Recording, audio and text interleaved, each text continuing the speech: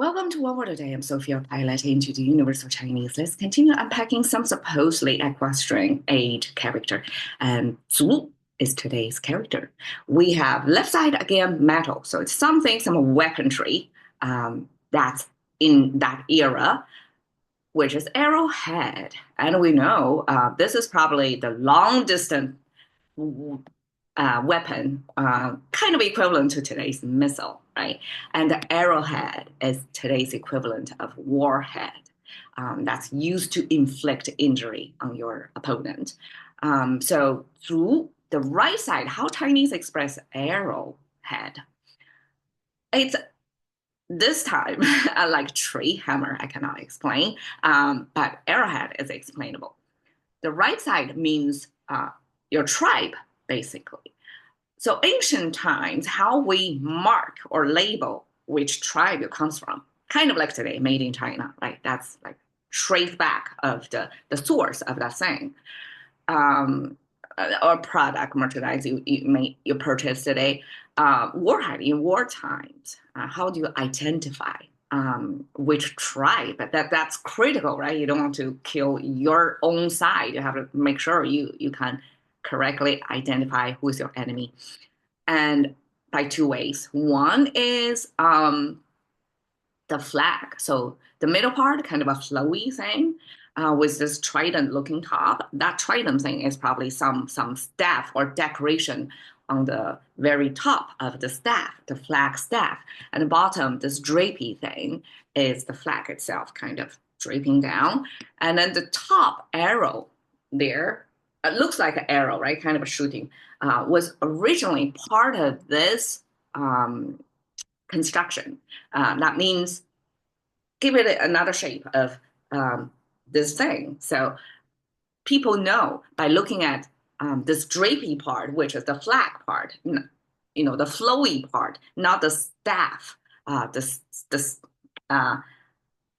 the inflexible part, right? So when we give it a twice, that means okay, the flag is what we're talking about, and that flag is the pattern you can design to show which tribe it comes from. So flag is the first thing to label a tribe, and then the right side here is simply an arrow on the bow, kind of going out, capture that moment of the arrow on the bow going out. So this by itself is already arrow, but together with the flag, it means your tribe. So my theory is the arrow, how the arrow, I don't know what's the term for it. Gee, I used to take an archery class a long time ago, but not the arrowhead, but the very other end of the arrow. Sometimes use kind of like a feather thing to keep it flowy through the air. And that feather is the marker of which tribe you come from. So both the arrow and flag are signaling or the labeling of your tribe. And that becomes tribe itself. So labeling of the tribe becomes tribe. Tribe plus metal. So we know this would be made of metal and it's a war purpose thing because both the flag and the arrow in the tribe icon means wartime props for war, or you call it weaponry or communication, or however you want to designate different functions in a wartime. But both of these are used in war, and it marks probably the arrowhead itself, especially when your tribe is making the arrows, probably will put, you will have a certain technology and it's localized. And so by probably the shape of the arrowhead or the material of the arrowhead, it's another telltale sign of what tribe you're shot at. So together, this metal tribe means that's how you identify where that arrowhead is coming from, because that's the marker of your particular tribe of opponent. Okay, 剑means arrow, the whole thing. And the 足 is particular, the arrowhead. Okay,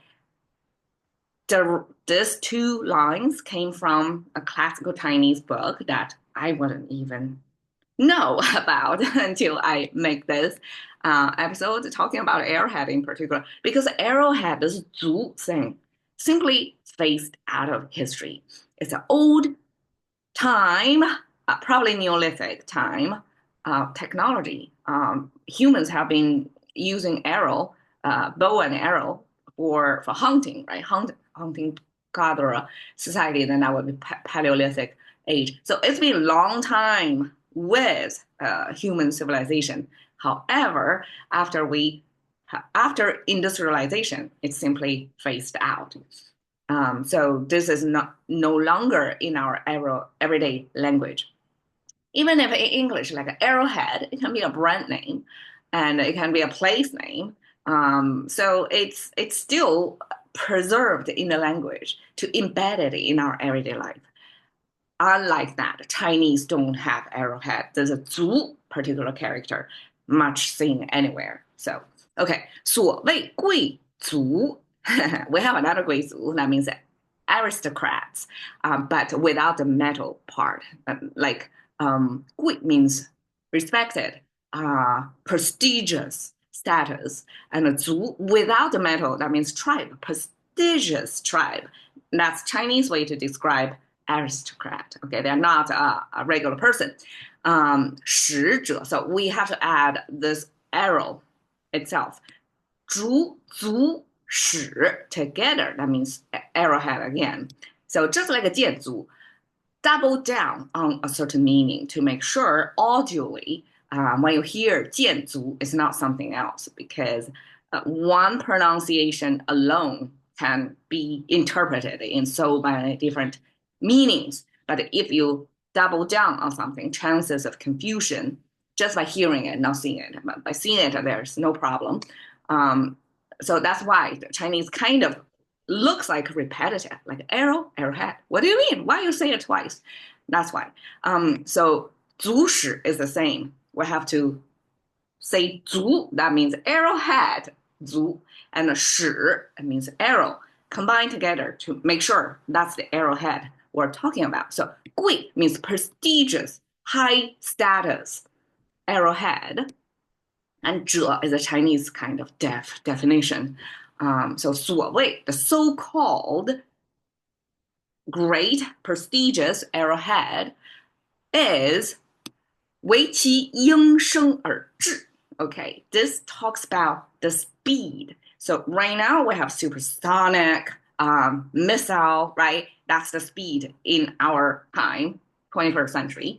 But back then, 应声而至 means once you hear it, it arrives already.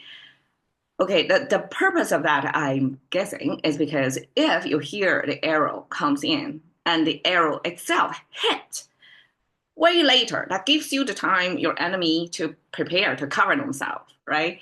But if the sound and the arrow arrive at the same time, synchronized, there's no way to tell when the arrow will come. It will come and instantly arrive, right? So that's what's the definition of a great or top tier level of arrowhead. So that's regarding the ancient arrowhead making technology. And 为其应声而至.